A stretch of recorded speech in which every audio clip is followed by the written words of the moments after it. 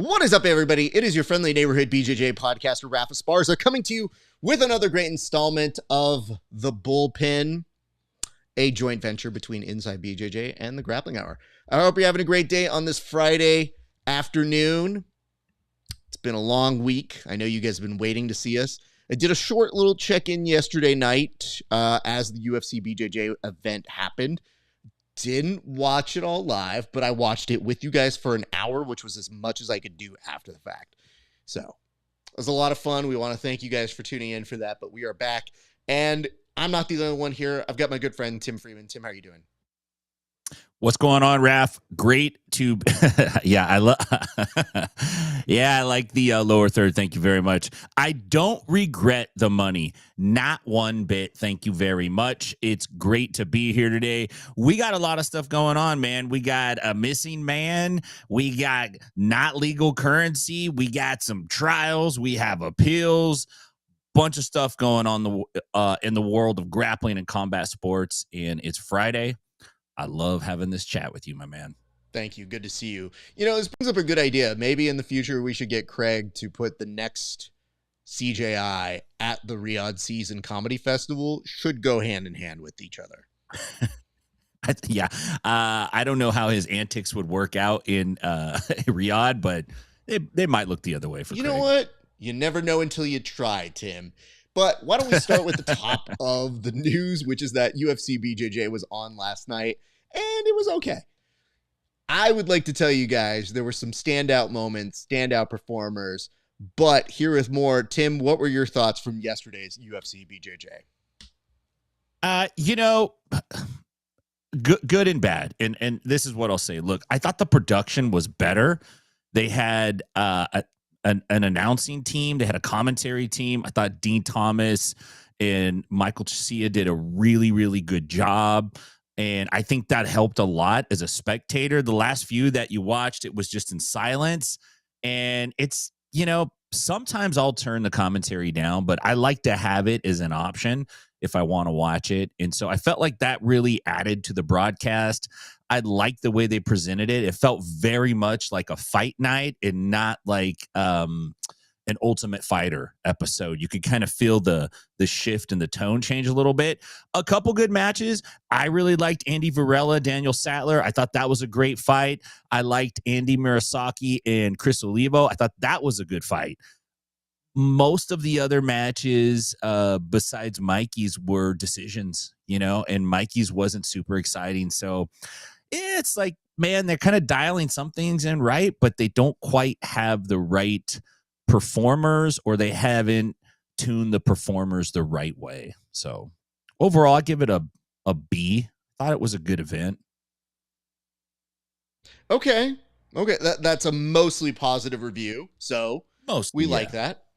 Let's just go over a few notes. First and foremost, Mikey Musumeci was able to get his signature lock, which yesterday he actually did give the first time of saying this out loud, where they go, well, it's called the Mikey lock. And he goes, well, yeah, other people have done it before. And he, for a long time, resisted that idea because he claimed Christopher Columbus invented it. And so now I was like, well, I think we got through to him where it's like it probably did exist. But the exclamation mark on what he was saying here was, well, I'm the one doing it now, so it's mine. And it is hard to argue with that because he is very consistent at getting that brand of a leg attack. So we concede that. But you do know that a joke jumps the shark when Mikey Musumeci says it. So as of right now, Tylenol jokes off the table. Got really bad. Literally the delivery plummeted. The stock plummeted hard because when he went up there and said, this is brought to you by Tylenol. Cool. Yeah. Here's the hard part, Tim. I think sometimes Mikey isn't necessarily just regularly cringe in that way. I think sometimes he's a reflection of the community. So sometimes seeing him say that and going like, man, that's bad. I go, in your group chats, count how many Tylenol jokes you are making. Because really, that's the reason why that joke happened there. Yeah, I think it's safe to say Mikey Musumeci is downstream from jiu-jitsu culture. Like he just whatever kind of floats down there, then like he ends up picking up and then it comes out of his mouth. And you're like, oh no, Mikey said it. That means it's time to move on, guys. The Karate Kid crane kick entry also apparently, I guess Netflix is upset because nobody's watching that Cobra Kai show now. They're like, oh Lord, no, we can't see none of this. It's like that crane kick was fucking cool, Mikey, and you blew it, dog. Like that's not that hard of a move to pull off. He did the hokey pokey crane kick as he does it. This is bait. This is bait. Yeah. Because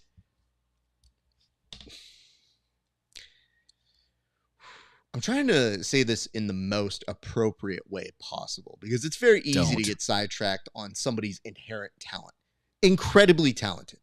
I don't think any of us deny that.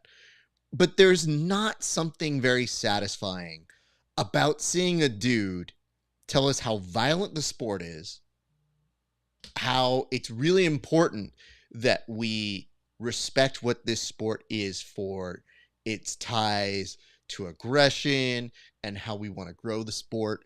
And then they start by fake crane kicking somebody to bait them into doing the work. Now, listen, Mikey, I'm a very lazy person, but even I put effort into my baits. You doing that every time just shows that we can't wrestle. It shows that we have no other option. And it's not bad to do it once for like maybe a show of something that you're working on. We keep seeing it now every single time because you know you can goon these people. But for the love of God, is that what he's doing? Is he gooning? Is he BJJ gooning? It's just... Was that a goon move? It is a goon move. It's a reverse goon move. I think you're right, dude. He's goon bait, dog. He's goon baiting. Because all you're asking the person to do is find some way to make it exciting for you when you're the main star. And I do have issue with that in the sense that it's frustrating as we are trying to build this thing. We're trying to tell people to watch it. And then that's our main event. And I go, you know what? I really hope the people I asked to watch it didn't. And yesterday, Tim, full disclosure, I did make it a priority to watch it. I was like, maybe I'll do like a fight companion. I'll watch along. And then my wife got home and she goes, do you want to see the new English teacher episode? Which, by the way, if you don't watch it, please do. Phenomenal show from FX. But she's like, well, I'm putting it on. And I go, fuck. Yeah, I'm going to watch this. And she goes, you only have time for one? And I was like, yeah, I think so. Plays a second. Didn't bat an eye. Thought about it. I was like, well, what am I going to miss? And I saw at that point there was 4 decisions in a row. So didn't miss a ton. Anyway, Travis says, did not know we were going to be talking about jiu-jitsu gooning today. LOL. Well, listen, dude. Sometimes this show is a surprise to both you and me. But you know what, Raph? I think I have the solution for the Mikey doing the boring stuff. They ought to enact the Showtime at the Apollo rule, which is basically if the crowd is displeased with you, they boo, they stand up, they start doing this, and then we get Hanato to come in and like spray you with a water tank thing and brush you right out of the octa bowl. They flush you out of the bowl. He comes out with a toilet scrub brush and he pushes you out, and then that's it, man. You lost, dude. Now, that would be an exciting ending. I would watch that. I'm so glad you found other work for Sandman Sims and decided to recast it anyways to Uncle Hinach, which actually isn't terrible casting. That would work really, really well. But there's something about booing people in a very public way that always makes me feel a little bit sad, but not in this setting. Can I just tell you, the Mikey thing was odd, but it wasn't even the oddest announcement or result from yesterday. We'll get to that in a second, but I do want to go over just a couple highlights here. Shout out to my man Roberto, who was watching along with me. He's based out in London, and he was staying up and he was throwing comments at me all night, but he told me, he clued me in that there were 2 standout performers that you had to keep eyes on. Now, he said the best match of the night was Samuel Nagai versus Kennedy Marcial. And he wasn't wrong. Samuel is a star. His passing looked incredible, but his passing was just as good as Cassiamora's and legitimately had me become a huge fan. You know, Alex Enriquez is a friend of the show, and I don't like rooting against her, but I had to respect how Mora looked in that match yesterday. So that was very, very good. You pointed out Andy Murasaki, and he had a great idea, but it was very strange how he presented it. He got up there and said, I want Andy Varela because I want an Andy versus Andy match. Yeah, I got that. And I just thought, I guess, like, I don't hate this on principle. I just don't understand why we have to do it like this. But point taken. You know, we can do an Andy versus Andy match. What do you feel about that? I think that Murasaki was he's very respectful, and he was trying to make the call out without making it as if it was personal. And I think his brain just did one of those things where it said like, oh, I know what to say. That's like asking a girl out on a date and being like, oh, I want to take you on a date because I want you to be my mommy. It's like, oh, no, it's just not. The date part sounded good. And mommy is not so much. But yeah, he said it's the battle of the Andes. It's like, maybe, but it would be a good match. I would like to see that match. Well, I'm glad you bring that up. But there was some other stuff to talk about, specifically about that sort of thing, which is they were already talking about what they're going to see at UFC BJJ 4, which is going to be December 11th. Great. Very happy to hear that. But what stuck out to you in the announcements that they made for UFC BJJ 4, Tim? The lack of opponents, right? So that was the part that was it's like how do you get like juiced about that? You're like, who's he gonna fight? We don't know. It's a mystery. That's the only part where I was kind of like, I don't know, man. And then I want to see Mikey fight somebody. Like I want to see him fight somebody that, you know, maybe is in another organization. I'm afraid it's going the way of boxing a little bit, where you're only going to see guys fight in their promos. But yeah, that was the thing that jumped out to me, Raph. What about you? Okay. You're bringing up a mixture of prompts here. So let me be specific on what I mean.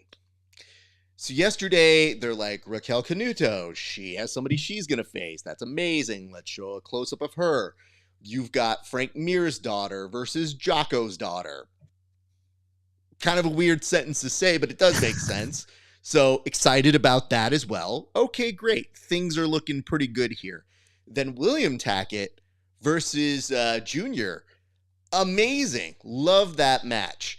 But what is younger Tackett doing? AKA one of the champions of the organization. He'll be fighting. Oh, okay, cool. Who's he fighting? We're going to get back to you. What do you mean you're going to get back to us? We're not sure yet. And I thought about this and I said, he's at the top of the card. And for whatever reason, they don't have a name for him, for somebody he's going to face, yet he's the champion. So it's a little different than saying, like, we got this big star, we haven't found a dance partner. This is saying at the top of the ticket, you're one of your big marquee stars. I don't know. Listen, what you're pointing out a little bit earlier here was that Mikey Musumeci is in a space where he just keeps beating everybody. He's got this incredible talent. He's very good at what he does. And then when he goes backstage, or no, I'm sorry, before he even goes backstage to have the press conference, they asked him right then, point blank, who would you like to face? And he's like, I don't know. Jiao Miao?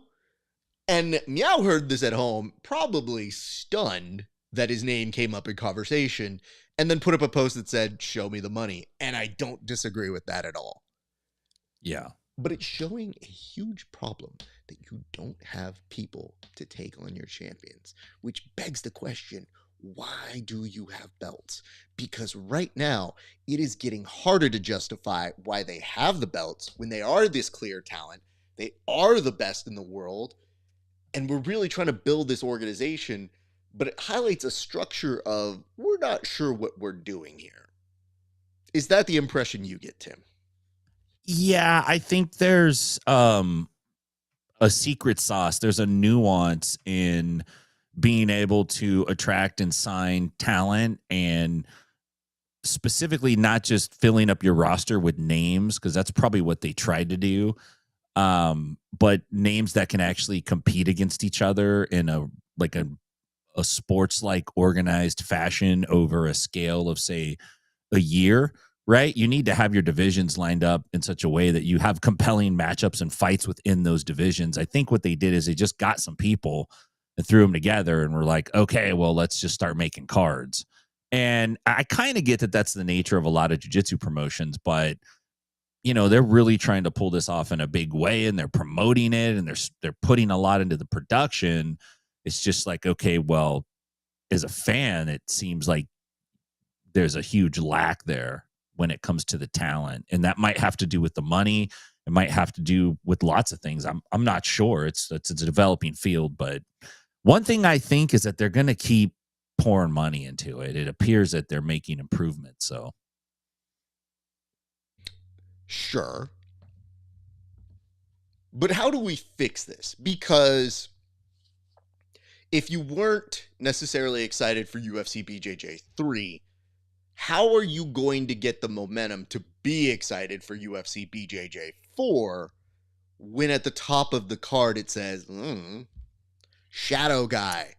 There's an account, by the way, that I love on Twitter that is the vacancy of WWE. So that means anytime somebody has to vacate the title, they're like, I'm the winner again. And they note it and they go, oh, I lost it to this person. It's a very funny account. And then it sometimes says that vacancy has held the belt for 200 days because nobody's been the champion for that time. Very funny. Love that. I think vacancy is the new opponent. We should create the Twitter for that. But Tim, how do we fix this? Because I legitimately am trying to figure out if there is a strategy, if we could pick an opponent maybe outside the box. What are we reaching to? What are we trying to do to give Andrew Tackett a worthy challenge? I mean, I think being more cross-promotional is definitely going to help, right? Getting athletes that are involved and maybe not being so restrictive on their particular contracts, you're going to attract more guys that want to be part of it. And honestly, I think you got to start putting the money out there. I think Zhao Miao was really just echoing a sentiment of the jiu-jitsu community in general. It's like, dude, put the money out. I'm not going to go out there and do that. That's a guy that's done all that already. He's already done all the jiu-jitsu promotions and fights and all this stuff. And he's at a point where he's like, show me the money. We'll talk. Let's do it. And I think that's, really where it's at. So I have a couple thoughts here. First, when Mikey got back to the press conference backstage, he started mentioning what did he say? Sakurian? And then did he say Charles Oliveira? Two people who will never give him a match. Yeah. But he goes, I just think it would be cool to call up these current MMA fighters. I think people would be really excited for that. I'm just trying to challenge myself. But what he's really saying is older, more worn down MMA guys that he's already kind of proven he can beat. I don't know why it's so hard to find people that are within the same age range. For whatever reason, taking it from the Jake Paul version of sports is Mike Tyson. Is he available? What's Hoyce up to? Let's get him out here. So I think there's that. But two, I do have a solution. I wonder if the UFC can get the bear that Khabib used to wrestle with. What's he up to these days? Because at this point, I think it would make a very, very apt opponent. And in the rare instance, I don't want to talk bad about you, Andrew, we're friends, But in the rare instance that the bear does come away with the win, they probably already have the interpreter that they use for all the UFC events to come in, speak the long on behalf guy of the bear, who looks like Chris Nolan, fake ass Chris Nolan. We know him. And he comes in, and, you know, the bear is going to be talking, and he'll just be like, and he's like, well, the bear says that he respects Andrew Tackett as a human. He respects he speaks him. Bear. He does, of course. Listen, bro, we all got to pick up the slack now that Jane Goodall's gone. He's going to come in and he's going to say, but he really wanted to test himself today, and Allah, he was able to pull it off. And he says he's looking forward to his future opponent, TBA, to face at UFC BJJ 5 this February. And you ain't seen nothing yet. He gets out, and then they have to like pull part of the bowl for him to make the exit out. I think it would be great television. So that's just they immediately lock him down. They strap a steel chain around his neck and they cart him out. He just makes appearances, and then they're like, put him back in the cage. It's like, he's escaped. No. The translator in the black suit with the white shirt and the black skinny tie and the collar, and he's always doing this. Oh my God. And he speaks bear, because that guy speaks every language. You can make up a language, that guy speaks it. You know, the UFC hit the jackpot when they got that guy. That guy is a saint. We love him on social media. But every time I've learned his name, I've forgotten it, because then I see Chris Nolan and I go, no, I like Chris Nolan a lot. I respect Chris Nolan too much to learn that guy's name, because he looks too similar to him in my brain. Anyway, all right, Tim, I think that's enough discussion on that topic. Congratulations to those people who won, to the people who didn't, blah, blah, blah. Big shout out Andy Varela. That was a really, really cool throw-by attack. Looked slick. It's one of the ones that I wish I could send to people and say, do this, but it's improbable for most people to do that kind of a slick throw by. Yeah. So big shout out to him. Very, very pleased that happened. All right, let's move on to our next topic here, Tim. We advanced the board to letting people know that EBI 26 has announced its next date. EBI 26 will happen with Alan Sanchez returning on it, and it'll happen on November 16th, a date that is definitely not at all in conflict with anything else that's happening in jiu-jitsu. Well, except for ADCC East Coast trials. Tim, your thoughts on this? Yeah, so it is interesting, and I think that Eddie just scheduled it. I think in Eddie's mind, most of the guys that are going to be doing combat jiu-jitsu are probably not going to do the East Coast trials. I just think that's probably what he's thinking. And the other thing is, like, out of all the jiu-jitsu promotions and everything going on right now, EBI and Eddie is just kind of like out there on his own island. I mean, he's at all the other events and he coaches and he blah, blah, blah, blah. But in terms of, like, he just does what he's going to do. He doesn't really factor in anything else that anybody else is doing. He's not very influenced by, oh, they did this or they did that, we got to do that. He's just like, no, man, we're doing it in Mexico now. Like, that's his latest innovation, you know, like, he's just driving in his direction. And obviously they have a formula that works for them, because it's EBI 26, right? And that's not including all the other events that they've done, which are numerous. So it's pretty cool. You know, I think it's going to be great to see Alan Sanchez back out there as a welterweight. Alan really is probably the most 10th planet jiu-jitsu, 10th planet guy there is on the competitive level. Like, he's super good with it, and it'll be cool to see him. I don't know who else is on the card, though. Have there been any other names announced? I don't think there have been. I know they're having a qualifier on November 2nd for the 10th planet team, right, at headquarters. But I don't know of anyone else that's actually on the card yet. I'm glad you bring that up, because you're obviously biased as a 10-payer for life. But Eddie has been showing up to these events so that he can steal the bear.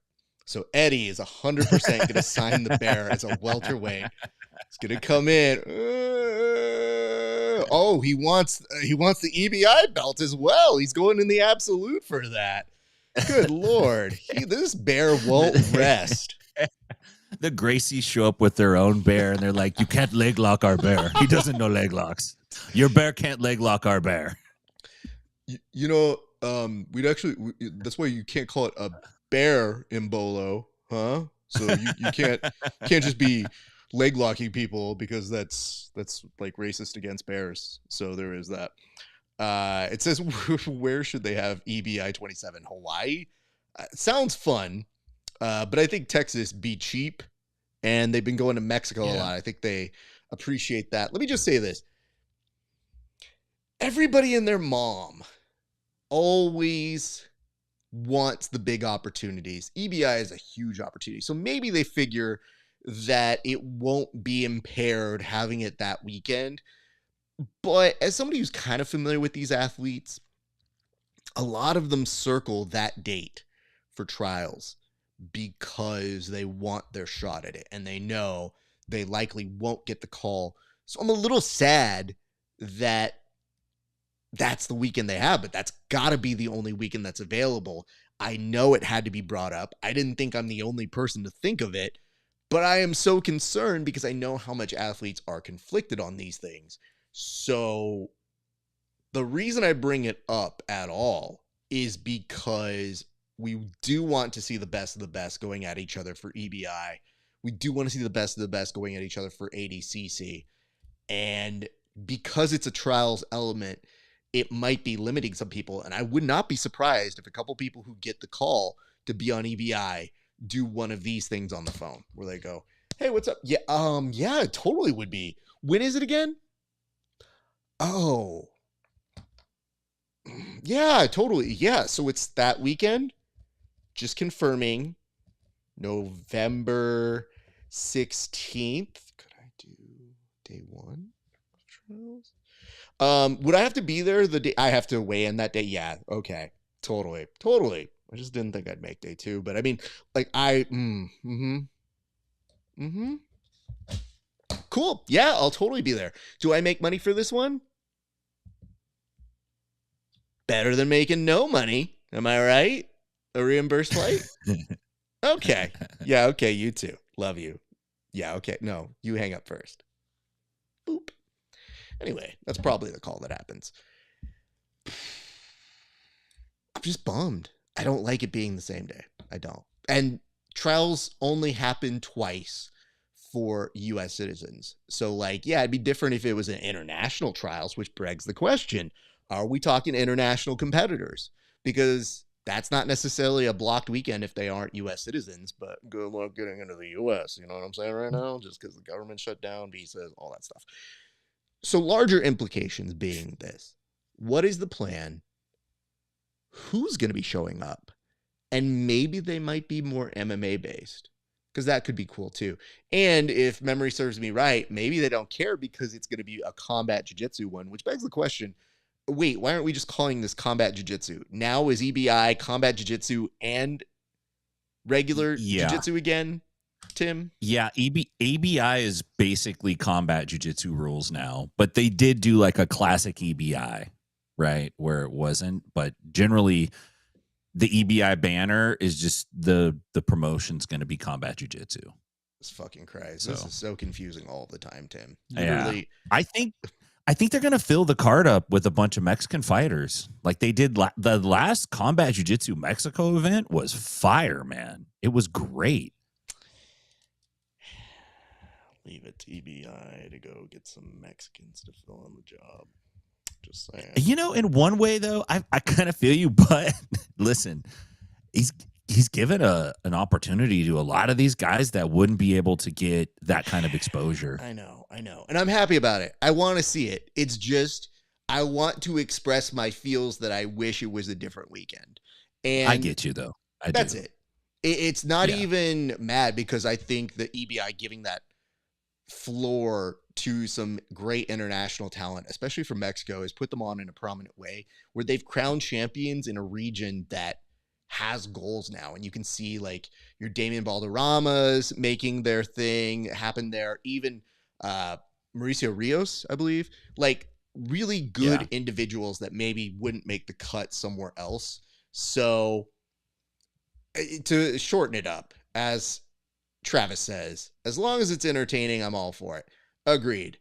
And I hope that it's there.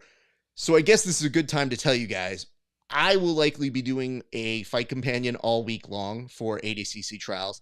So I guess what I'm telling you guys is these motherfuckers are trying to make me watch more fucking TV. It's already a long ass weekend for your boy over here during those weekends. But guess what? Now my brain, which already watches 8 mats at a time, is going to have to add another TV screen that has single matches going against each other, as if it is not slow enough as is. So we should bring that up, but we can now move the board a little bit further to announce a bigger sort of movement, which is this. Yes, in addition to the fact the trials are happening November 16th and the 15th, it should be noted that this week it was reminded from a couple outlets that B Team, the former B Team, now Simple Man Martial Arts, will actually have to participate in the ADCC trials as a result of their participation in the first Craig Jones Invitational. Tim, do you feel like they truly are being harmed? And if so, what was the point of this reconciliation between Mo and Craig, where they said they wouldn't have ADCC be on the same weekend as the Craig Jones Invitational? Yeah, dude, good question. I'm not certain. The thing that is interesting is that it's not just B Team Simple Man, guys. Mo said everyone who competed in CJI who pulled out of ADCC was going to have to qualify for it. So, are all these guys going to the qualifiers? I looked at the list for the trials that are coming up in Orlando, and I don't see any of those dudes on the list. There's a few notable names that have registered. There's still time, right? It's still over a month away. The Corbett brothers are on there. John Chandler's on there. Kyle Bame, Abraham Lamontagne, the Mountain. But I don't see any B Team guys on there. Simple Man. So, I don't know. It's kind of petty in a weird way. But then at the same time, I kind of don't like the automatic invites. I kind of like that you have to scrap for it to get it. I think if you medal, maybe you get an automatic invite. But if you don't medal, yeah, you should probably have to scrap again for it. Just because that's how it should work. You shouldn't get it. You don't get an invitation to come to the Olympics. Like, you have to earn your spot on a team, and that means you got to go through the trials. Okay, so, let's do a for instance here. How about William Tackett? Well, did he win trials? What did he place last year? He's won at ADCC trials twice, and then famously opted to go for the Craig Jones Invitational 1. I think you got to win trials again. Because I'm just saying, then what's the point of having the trials? Just make it all invite only. No, because you want to be able to tell your buddies that they got in. So there's always this status, this elevated status for invites. So it works two ways. One, elevated status for, well, I don't have to do trials, which sure, it kind of makes sense for some, because if you're going to go for the best, some of these people just don't feel like they're going to do trials. That would be very, very interesting people to do it. On the flip side of it, you also have invites as a saving mechanism when somebody gets injured, so that after the trials are done, what do? If somebody gets injured, do you have another trials, or go through that process and go, actually, in 10th place is this guy. This guy's in ADCC again. Yay, he did it. He was 10th, but given that everybody else has died or gotten dysentery, we are going to him. So there is that. So the invite process works two ways for them. I think it'll be interesting to mark, and I think we might make a chart on that here on the show when we start seeing the invites go. And we will figure out if people have actually stuck to their guns about you have to go through the trials process. It's just that the Simple Man guys are way more honest about their version, which is like, yeah, we did this, so we have this hanging over our heads because they have feelings about it. But if you've truly reconciled, that shit shouldn't matter anymore. And you are now potentially costing new talent from getting spots that could make that tournament that needs a desperate win this time to be interesting. The last ADCC, definitely with the controversy, took a hit, and it just wasn't as exciting. And now that you get the UFC in this space, that space gets a lot more crowded for that the things that made them professional, that they got away with looking like they were above everybody, are getting a lot more equalized. So really, the things that have set ADCC apart has been the talent involved and the bracket. And if you mess with those two things, you don't have much, because the production now is leaning way more heavily toward the UFC BJJ. Even when the matches aren't super great, it's slick, it's done, it gets in and out. And even though yesterday they had 4 decisions in a row, we were still done in about 3 hours. So it is hard to do that. I see this. It says, if you are the best, you got nothing to worry about. Sure, but only one person per trials, per weight class gets to go. Yeah. So you make a fair point, especially if you look at it from a production perspective. Having the ability to go, look, we have a lot of power to choose who's going to be in our tournament, kind of guarantees you a way that you can pack out some stars on your roster. Because you could potentially, let's say, have a whole crop of people qualify that are not the names, for lack of a better word. And then you might get less traction with an event like that. Maybe what I would like to see is a few less invites and a few more qualifiers, right? A few more trials events, more opportunities for people to get 2 trials in the US is not that much. Maybe they should do 4. Something like that. I would be down to see that.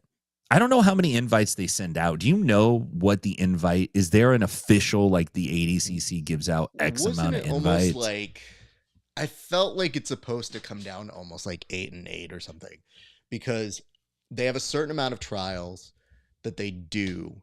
So it's the 2 Americans, they've got a Europe.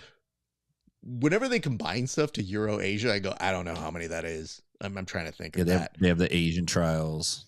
So let's say it's about 10 invites. It's a 16 event. So that means 6 people are going to get invites, which, if you think about it, the winner always gets re-invited back. So if you won, that makes sense. Put them back in the weight category. Yeah. And sometimes they change divisions, or they go somewhere else, or they say, I'm not going to do it this year. Or if they're one of the grand champions, they say, hey, I'm just going to do the absolute. I don't have time to worry about this other thing. So very confusing all over the place. Having said that, if that leaves you only 6 spots, then how do you entice the big names that they've inserted in the past? And I think they're going away from that a lot more. You're not seeing a Chael Sonnen just getting invited just because he's a buddy and star power. Right. You're seeing more emphasis on the sport aspect of it. So I don't know that that's what it is. But let's say they're on the fence with the JT Torres, and you're thinking about it and you go, is he still that guy? And does he want to? Does he get an automatic invite because he's a 2-time champion? Do they, Vinny Magalesh, if he even thinks about wanting to do it, they're just going to be you get one of the invites. Then it's they're bumping people at the comedy club. You know what I mean? It's hey, man, sure. If Jim Gaffigan shows up, you're getting bumped. Brother, you have no idea. This shit is the worst thing to ever hear, is when you hear a big name comic and you would be on standby and they'd be like, hey, man, he's going to do a set right now. And I go, how long? And they'd be 10 minutes. And I go, he's going to be on for an hour. Cool. So, yeah, it is kind of what that is. And Travis, you did ask this. Why don't they do more qualifiers? Very good question. I think it is because these things are behemoths to do. Yeah. I think they've been making a very big push for expansion with all these ADCC Opens. It might actually put some weight on ADCC Opens. Yeah. Because you could even say, like, maybe your top performer throughout all the ADCC Opens gets the ability to have, not only they mentioned like a high seed for the trials, but it could be more significant as maybe an alternate spot. That's kind of a decent way to give that in there. But I wouldn't be surprised if that's not in the cards. It's just always tricky because they always say like, oh, well, Mo's going to the table and he's trying to negotiate this. And I always think like, I don't think we get a real answer on any of these things. So, there's a lot of stuff to negotiate. So as we were talking about, I think even last week with the women's petition to have a new division, I think it's a we'll see. Not a assurance, but we'll see. So why don't we move now to our next topic, which is that of coins. Well, guys, if you love currency and you love the Gracies, it's a great week for you. It turns out that right now, there have been some coins, collector's coins, that have been made that feature all of your favorite Gracies on them. Tim, what can you tell us about this incredible new marketing ploy? I can tell you that this is not Hedon's first coin. Hedon came out with the Keep It Playful coin, man, I would say 10 years ago, and I can't remember what it said on the other side. I think it said like keep it real. And then when you turn the coin around, the other side said keep it playful. Man, dude, I don't know, dude, but I mean, I kind of like it. I watched the video and he goes like, when I was a kid, my father went on these trips and every time he came back, he brought me a knife, and he holds up this dope looking knife. It's like, whoa, like my dad did not get me knives. And then he goes, but my mom, when she would go away, when she would come back, she would bring us coins. And then he holds up this coin, and I'm like, I don't want the coin. I want the knife, dude. Where's the knife? Bring the knife back. Bring the knife. But look, the coins are cool. And here's what I want to just put this out there. These coins are not just commemorative. They're not just collectors. They're definitely not legal tender. They're not minted by the Franklin Mint. But you can take these to the Gracie Academy and you could play video games in the Gracie arcade with them. So that's you could redeem them at the Gracie gift shop for those inner Gracie head restraint things, the head restraint system for the airplane, so your head doesn't slip. That's what it is. It's a head restraint, right? Like, I think they call it the sleeper hold, which is like, what? They should make it in the shape of a guy's like arms, but yeah, I can get juice bags with them, with the coins. It's interesting. I'm sure they're going to hustle a lot of them. I mean, it's a little as seen on TV. It's a little Billy Banks here, but everyone's trying to make their money. They're just doing it in a different way. Well, to be clear, not money, allegedly, at least not now, but the whole point of making a coin is so that it can become a collector's item, which then goes into currency. It's very strange. Here's what I want to point out here. I don't see a need for this unless they are used in the same way the Mighty Morphin Power Rangers had coins. What do I mean by that? Anytime they morphed, the coin would go into their Power Ranger thing, they'd express it, and then they'd say, Triceratops, Saber-tooth Tiger, and then they'd become heightened versions of themselves that could fight crime. And I'm thinking, well, I don't want a coin, but I do want to get better at jiu-jitsu. So if there's a way to tie that in where you could get the powers of these ancestors as you use these coins, then I'm in. But for right now, until I hear that you can do a coin and go, Carlos, Helio, Helion, Hoist.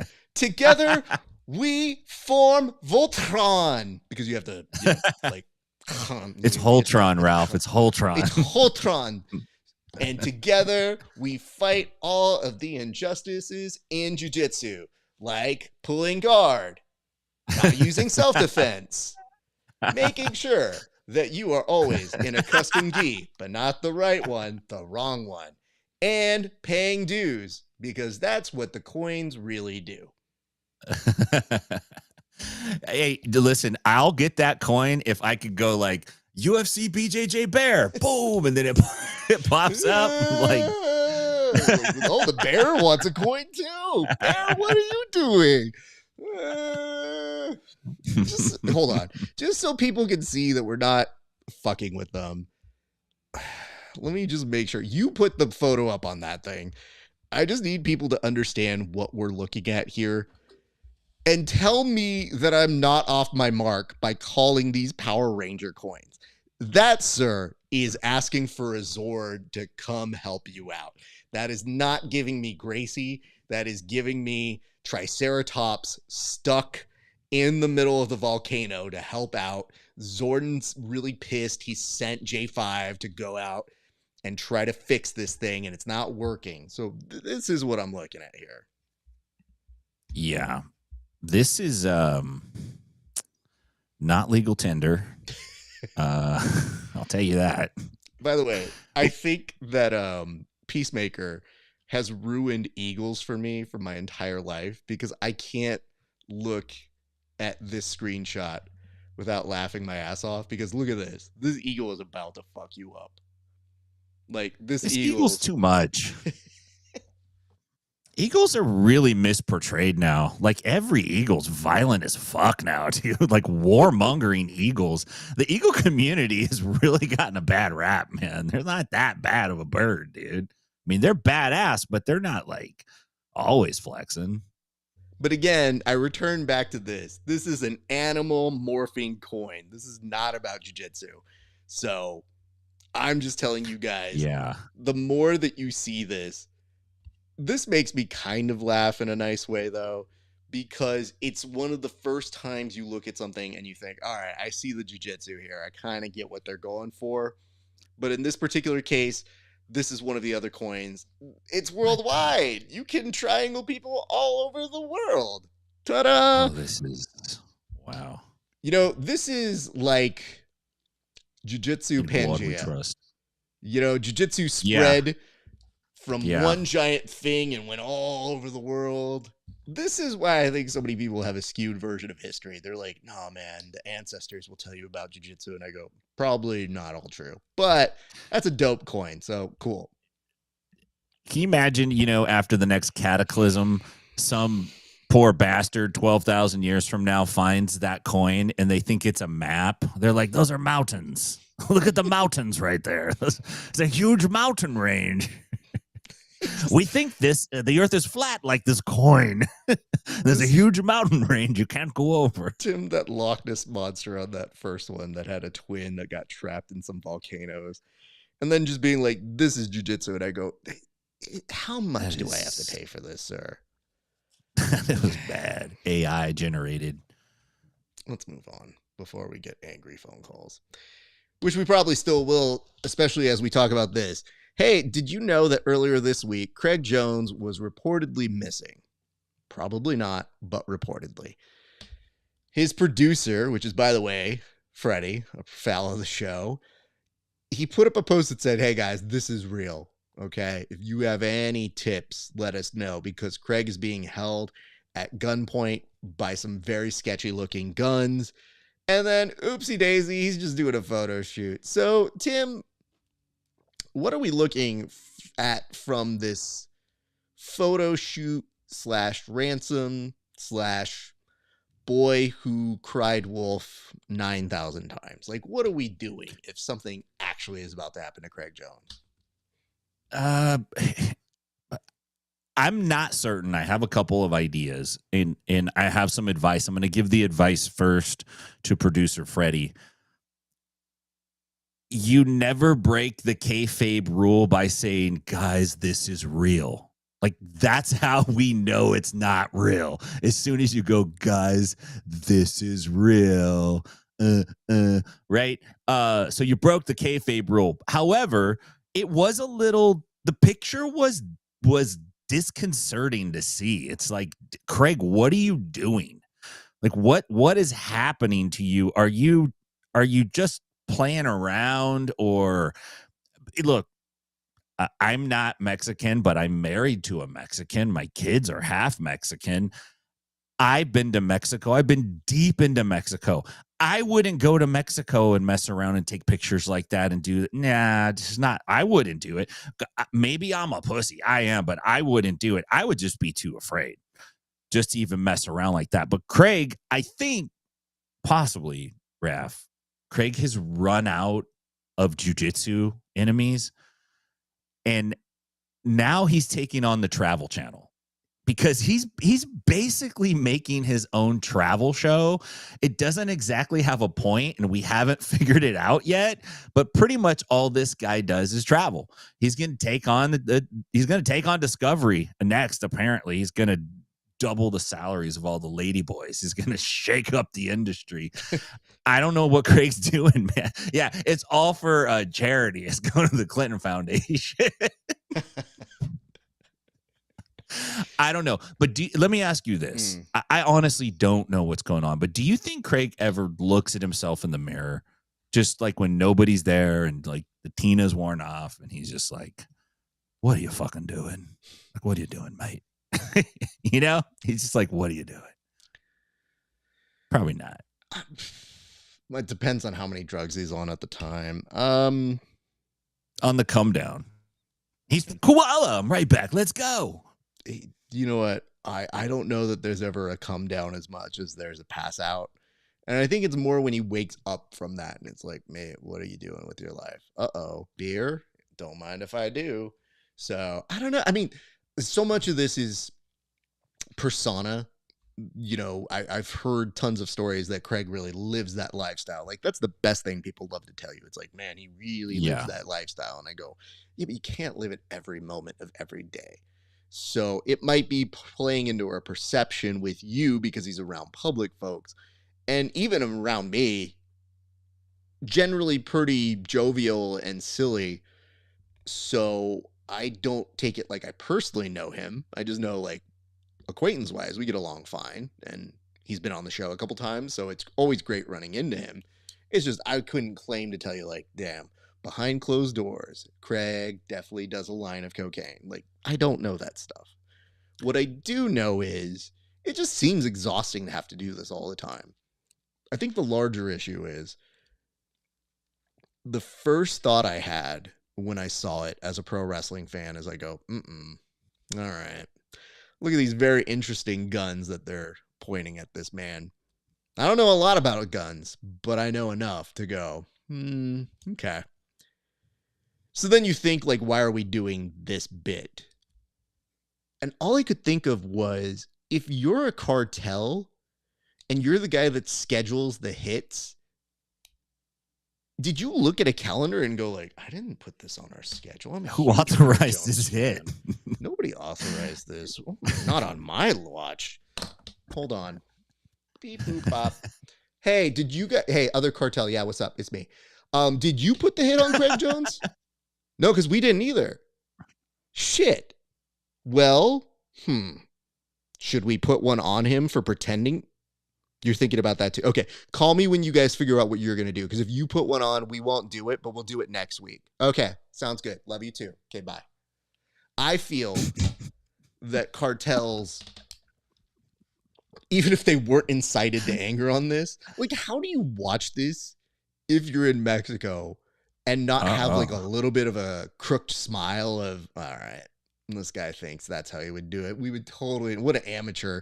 We would totally abduct him like this.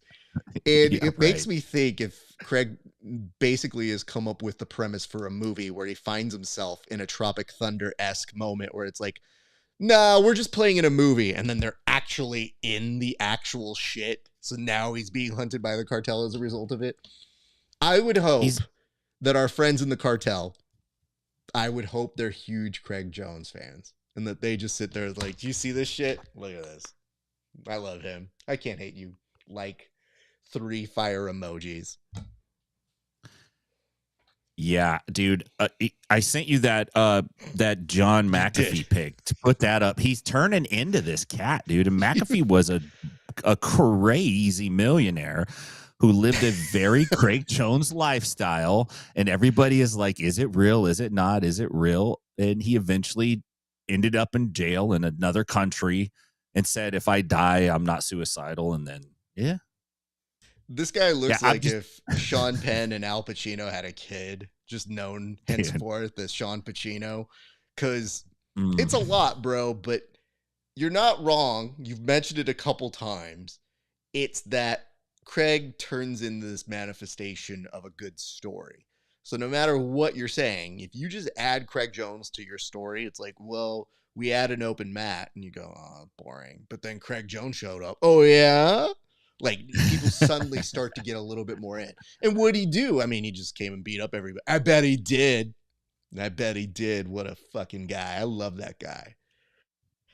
So we hope Craig's okay, but it just makes me think, I'm preparing in my head, if anything does happen to Craig and we don't wish it to happen to him, I'm a little nervous about how I'm going to take this news, because I'm going to be so inherently critical of the message that I'm going to think, yeah, but is he really? Yeah. No, this time it's really real. No, guys, in the comment section, they said it's really real. So I believe that. Anyway, speaking of really real, you put this up on the board this week, Tim. There was an interesting fight over the weekend that caught some ire and some attention and perhaps some confusion. And I think the confusion comes from the fact that it looked like a fight was over this past weekend with Jake Matthews, where it looked like he had put away Neil Magny and there was a tap, or he was going to sleep, my apologies, and that the referee stops it. And then what happens from there, Tim? So, yeah, interesting. I was watching this live UFC out of Perth, Australia. We got Neil Magny, who is a super vet, right? And he's going up against Jake Matthews, who had Magny in what I would describe as like an arm-in guillotine, but kind of from side control, from top side control, kind of, sort of. And the cage was kind of right up next to them. And it appears that Magny goes to sleep. Now, you can't exactly tell because the camera angle is from actually right behind the fence. It's that like low fence side camera shot. The commentator is going, he's out, he's going out, he's going to go out. And then the clock is ticking down. And then the ref, he stops the match and he calls the fight like he went out. Matthews steps up, puts his hands up. But as soon as the ref calls the match, the timer goes off. And Magny's like putting his finger up going like, no. So then the ref changes his mind and lets the fight continue. And in the third round, Magny ends up submitting Jake Matthews, gets the sub and wins. And now Jake Matthews is appealing the decision. And a couple questions on that is, one is, is the ref's word final? I think it has to be final. Look, we tell the athletes what the ref says. That's what you do. Obey his commands at all times in the octagon. All times. Okay, great. But the ref can't be indecisive. He can't be like, oh, I poked. Nah, maybe. Did you? No, stop. No, maybe. The ref has to be like, yo, the fight's over. It's over. It's over. You don't get to go like, oh, but he made a compelling case. He used the right tone of voice. He gave me a certain look, and I realized that I should change my mind. You can't do that. I think if you call it, you call him. I think Matthews has a real legitimate gripe. Whether Magny was asleep or not, the ref called the fight, man. Whether there's 10 seconds or, 2 minutes on the clock, it doesn't matter. So, yeah, and then how does the appeals process work? Like, you're in Australia. Who's the athletic commission? You know what I mean? Like, who you going up before, like, Crocodile Dundee? Like who calls this? Like somebody's got to make the decision. It's like a koala bear and Crocodile Dundee. They have like a magic boomerang they throw. If it goes that side, you win. If it goes that side, you lose. I don't know, man. They start every appeals process by, that's not a case. This is a case, mate. Take that. I hear what you're saying, and every part of me that adheres to rules and order when I play a board game agrees with you, but now they've opened Pandora's box, and I like it for this reason. Okay, hear me out.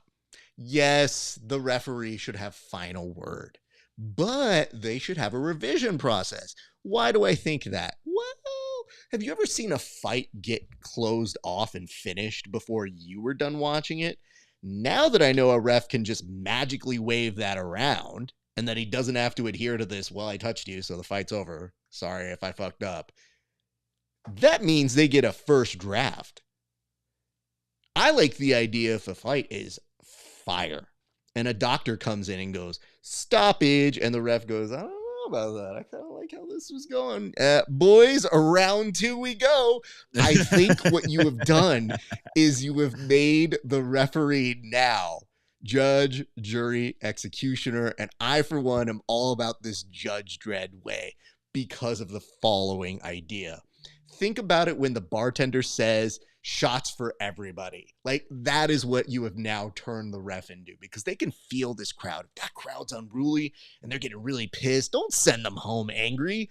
Let the referee use that discretion to say, like, hey, you guys want to see that fight continue to go? Crowd goes nuts. Yeah, let's do it. The bear's like, and then everybody's sitting there going like, let's see one more round. And he's just like, all right, you idiots, no problem. I know we wasted 5 rounds, but just because I love you guys, 6 rounds. They've turned it into the Coyote Ugly of officiating. I like it. Not quite against it. So Tim, unfortunately, your rhetoric only pulled me further away from logic and made me say, well, now that I know you have this superpower, and more importantly, does this superpower only happen in Perth? Because if that's the case, we need more fights in Perth, because anything goes there. I don't know that we could do this in any of the commissions here in the state. I don't think California and Nevada are going to be doing that anytime soon. But come on, let's try one.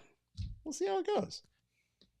I think you're right, because we can't do it here because we are under the Marcus of Queensberry rules, so you can't do it under that rule. But in Perth, they're just under the Commonwealth combat rules, and they can do it, right? They can make the Perth ruling.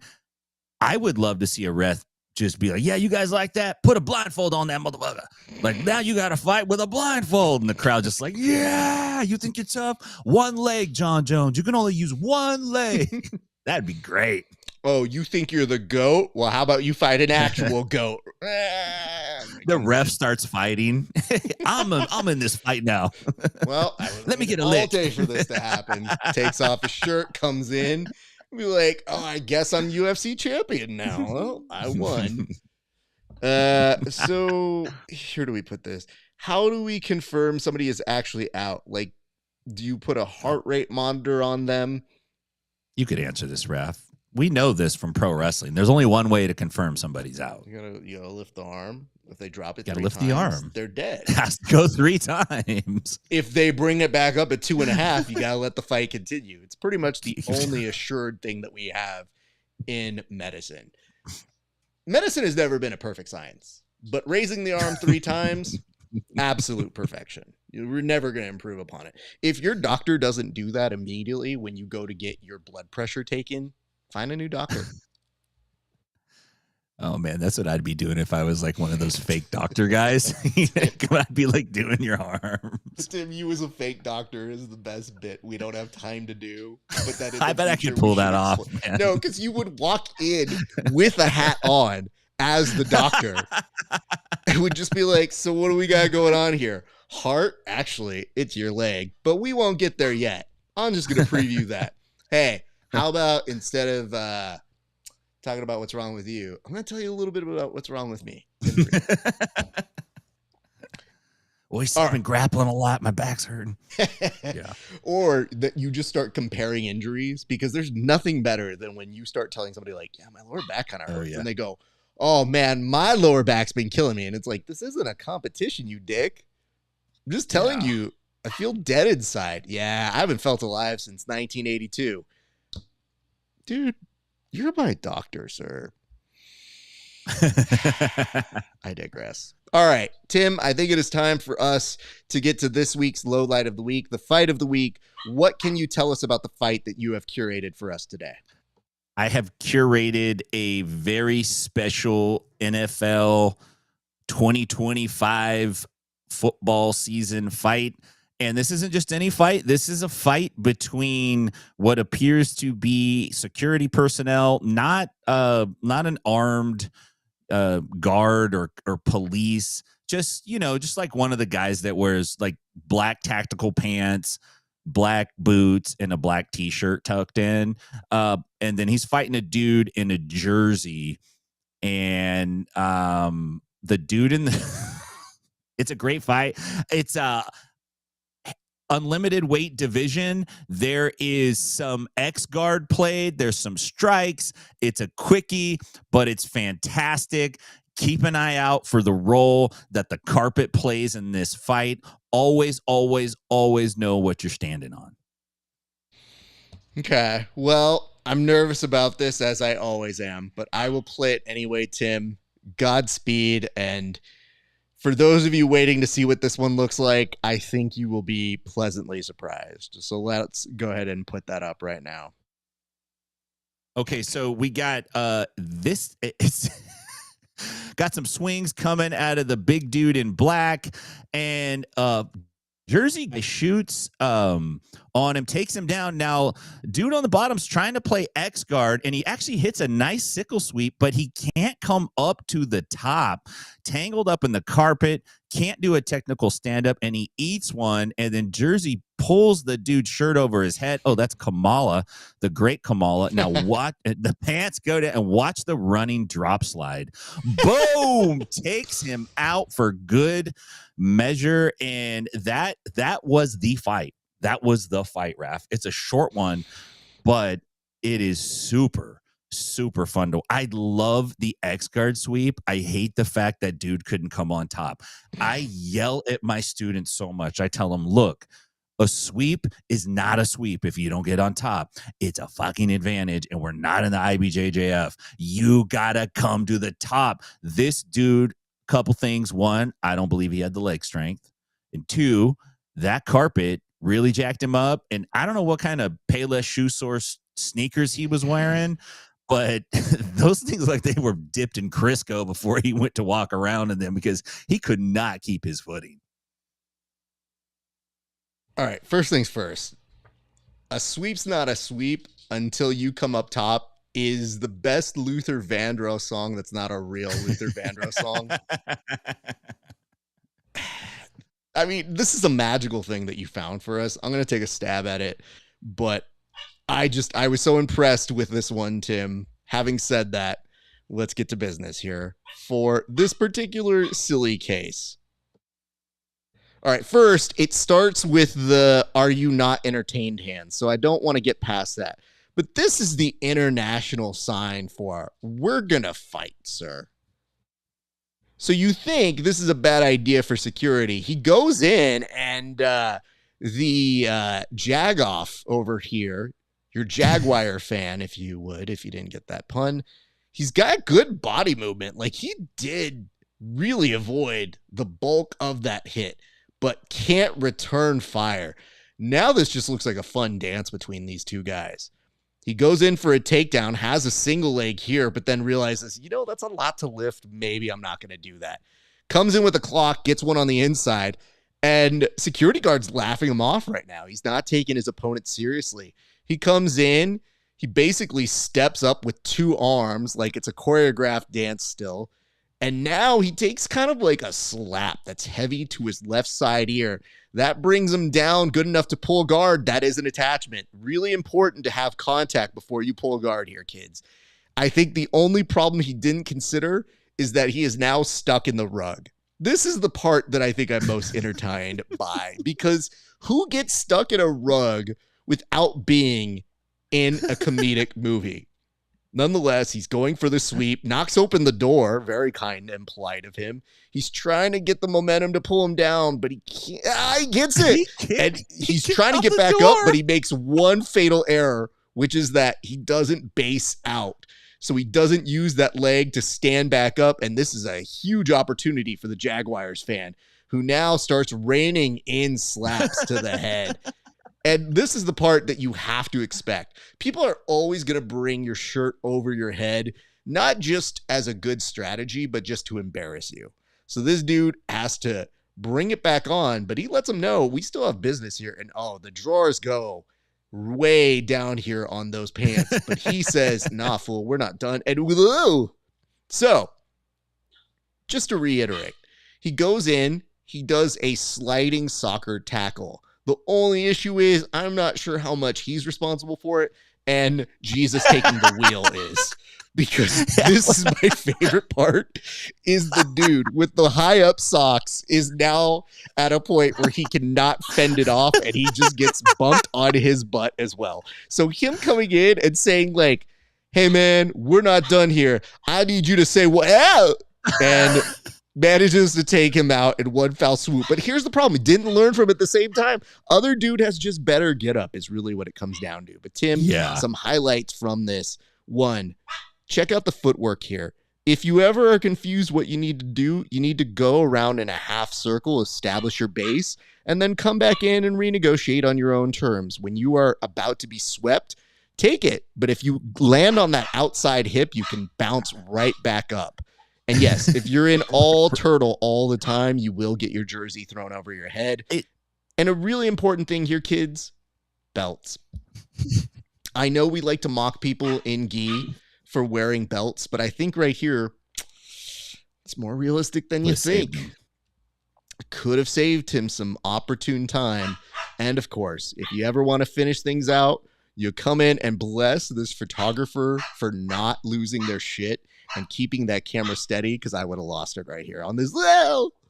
Dude, that was a beautifully executed judo side break fall. Mm-hmm. Like if we were doing one of those and my student did that in class, I'd be like, bravo. The other thing that I did not catch until I watched you watching it was dude kicked off the glass door to get the sweep. He prepared, which is nice. If you can use the cage wall or use the wall, use it. And then the girl in yellow in the very back at the end, she just kind of like TLC, like I don't want no scrub, and just like kind of sidesteps around that action right as it's all happening. But yeah, I think man, nice dodging of punches, but the door kick right here was beautiful. And then right up at the end, I love this. He goes full Derek Lewis. He's like, I'm like Derek Lewis. Fuck it. He drops his pants. My balls is hot. Watch the girl in the yellow pants in the background. She just is like, oh, I don't want none of this. She's like, huh? She just walks off. The dude celebrates that she walks in front of. He throws his hands up like it's the best thing he's seen all day. It's the best tackle the Jaguars got all afternoon. This is magical, but I would say this. I think it is a good reminder that we are done for the day. So why don't you tell the people where they can find you, sir? Yes, sir. Find me at Inside BJJ, all your favorite social media platforms. If you're in Nashville, come see me at 10th Planet Nashville. And if you are out in Stockton, go see my homies at 10th Planet Stockton. I will be out in Stockton the weekend of ADCC trials. Imagine that. I won't be in Orlando and I won't be in Monterrey, Mexico. I'll be in the 209. Let's go. Great to see you, Raf. Great show, man. So much fun stuff today, man. I got to get me a coin. I got to do it. I'm going to do it. Beautiful work here, Timothy J. Freeman. I appreciate you as always. I will close this bitch up right now. Ladies and gents, thank you so much for joining us here on another installment of The Bullpen. We hope you enjoyed this episode. Obviously, I've got a dog that's really anxious and wants me to finish this show, so I'll just do this and then I'm going to be out of here. If you like what you see, check us out at Grappling Hour or Inside BJJ. We both have Patreons. You can find mine at Grappling Hour on patreon.com/Grappling Hour. You can also get you some Grappling Hour merch if you head on over to RAFESPARZA.com/merch. Go get some, support the show. We've got some new tank tops up there for availability as well. You know we love you guys. Travis, listen, no, we love you. Thank you for the show. You guys are the real heroes. And you did ask, was that an open hand slap? The answer is yes. But I do like this one. The MMA could learn some things to add from this video. Add carpets to the ring. It can't hurt, especially if shit gets boring. And if you're fighting in Perth, anything goes now. Nonetheless, my friends, that's going to do it for us here at the Bullpen. Thank you so much for watching. My name is RAF ESPARZA on behalf of Tim Freeman. We appreciate you guys. We will see you back here next Friday. But until then, keep everything going in the world. Have a great rest of your day. And we, again, look forward to seeing you guys next Friday. Until then, it's been a great day for grappling. We'll see you back on the mats.